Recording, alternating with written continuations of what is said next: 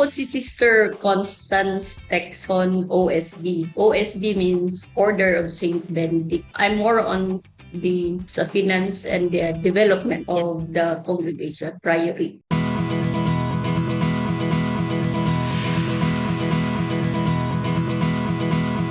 Actually, as part of my simple work or menial work, after our Mass in the morning, I go directly to Gate 6, that is along Singalong Road, to have a gate supervision. Nag-welcome ako sa mga bata, nagpapamano, and then ang parents also, welcome ko sila.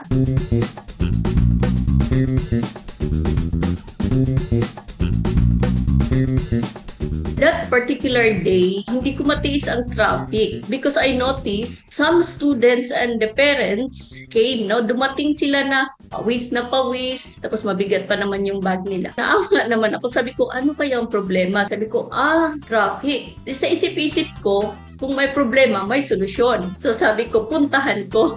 So pumunta na ako sa gitna, nagmamando na ako ng traffic para mag-flow yung papuntang Makati. Hindi talaga sila mabara doon na kasama ng iba na iikot lang.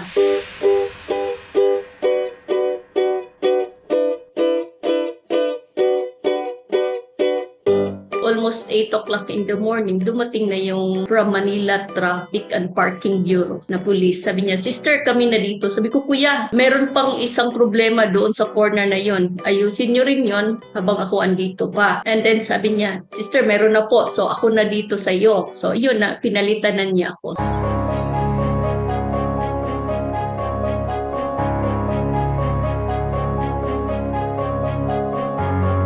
If you can share kindness and goodness, then happy na ang lahat. You can help others, not really kahit hindi yung direct na ihan mo yung kamay mo. By following all this, then you are already creating positivity, good vibes, and kindness. You are doing your mission as a Christian.